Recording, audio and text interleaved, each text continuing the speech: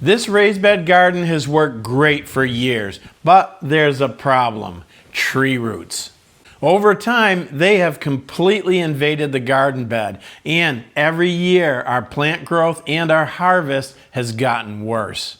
This spring, I decided it was time for a change, so I tore it all out. And today, we're going to build a new raised bed that's taller, looks better, is easier to work in, and most importantly, I'll show you my permanent solution for keeping those tree roots out for good. So, let's get started.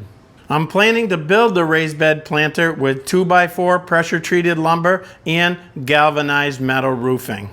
I picked up everything I needed at the Home Depot the other day. I have 10 8-foot pressure-treated 2x4s for the frame and 2 10-footers for the top cap. Then I have 2 8-foot by 26-inch lengths of galvanized metal roofing and 2 shorter 3-foot sections for the sides. We're going to use the width of the metal to determine the height, but the wood is wet and will shrink, so we'll go a 1/2 inch deeper. I set aside my 4 straightest 8-foot long pieces for the top and bottom rails. If my math is right, I'll need 10 pieces 19.5 inches long. 4 pieces at 36 1/4 and 4 8-footers.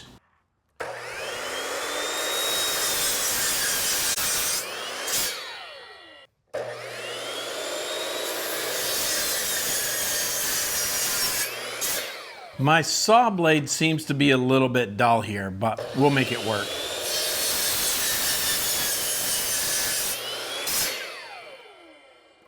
Okay, we have all our lumber cut to length. Let's prep it for assembly. Now, I could just screw the lumber together using deck screws, but I want to hide most of the screws and the hardware on the inside so my wife gets a better looking raised bed. I picked up this Craig pocket hole jig on Amazon.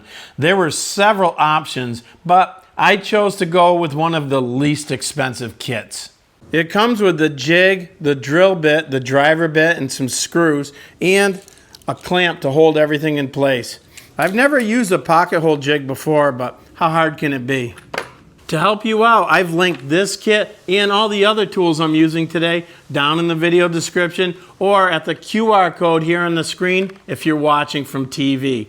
So just click the link or scan the code and it'll take you right to this exact product so you don't have to waste your time searching. I have the jig and the bit adjusted to 1.5 inch lumber. So we'll just clamp it on our wood and start drilling.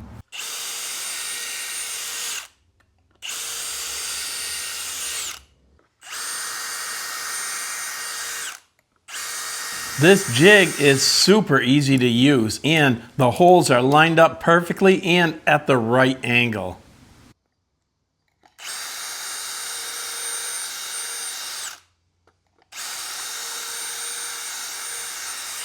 Now that we have our lumber pre-drilled, we can start connecting our pieces together. For 1.5 inch lumber, it calls for 2.5 inch screws.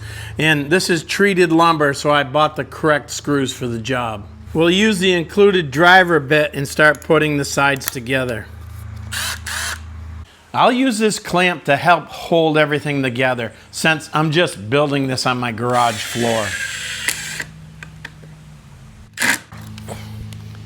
If I was a woodworker, I'd have a nice big bench, but since I'm an electrician doing DIY building, this is what I have, so we'll make it work. Okay, we have our first side assembled. You can see there's no screw connections visible from the outside. The screws are all on the inside. Okay, now let's assemble the 2 long sides, or the front and the back. Since the front and back are 8 feet long, I'll add an upright piece in the middle for added strength. We're also going to do a few more things at the end to stiffen it up and make it stronger. Now we just have one more side to build. Okay, now I'm getting ready to assemble the box. So I drilled some more pocket hole screws. You can see I just drilled one at the top here because I don't want to hit these 2 screws that we already put in.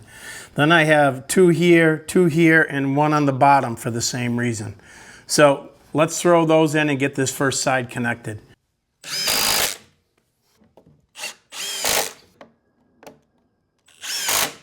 As I'm assembling the short pieces that make up our box, you'll notice that I'm installing the short sides or the ends inside the longer front and back sides. My thought is this will give us a cleaner look from the front view. Using the clamp was a huge help during assembly, especially since I was working alone. Okay, well, we have our box assembled, but I'm worried that it's going to bow out in the bottom from when I fill it up with dirt. So I made one more brace and put some pocket holes in it. We're going to put that right here in the bottom. We're going to do something else in the top in a minute.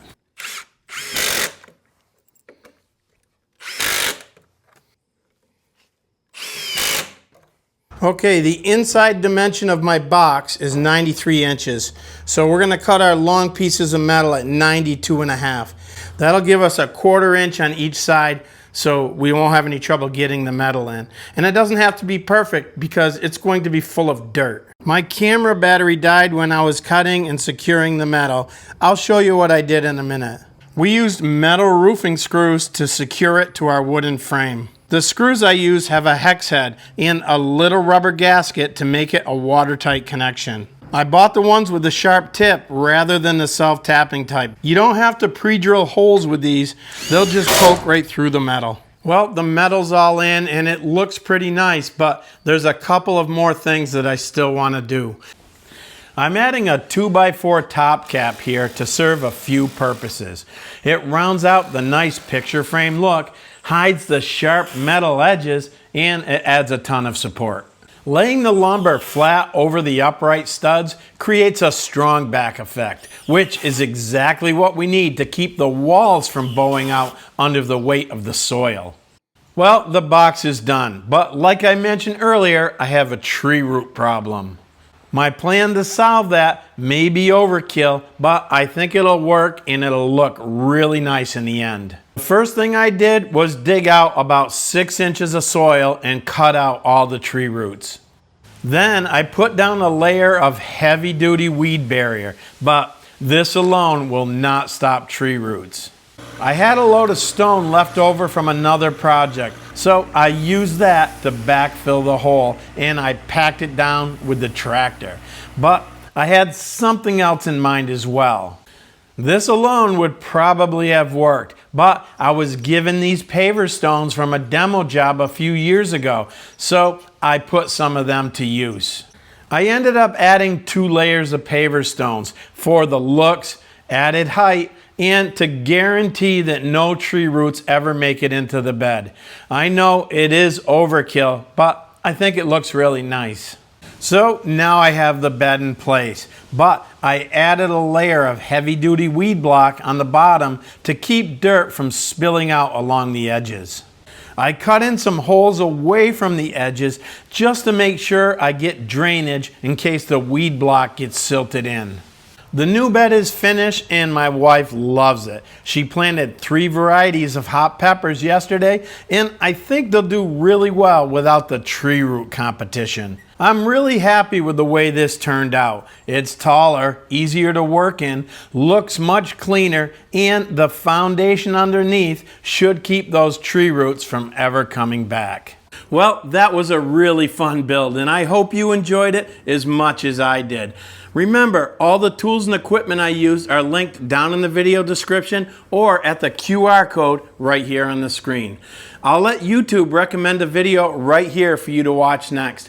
I'm John from Backyard, Maine. Thank you for watching and I'll see you on the next one.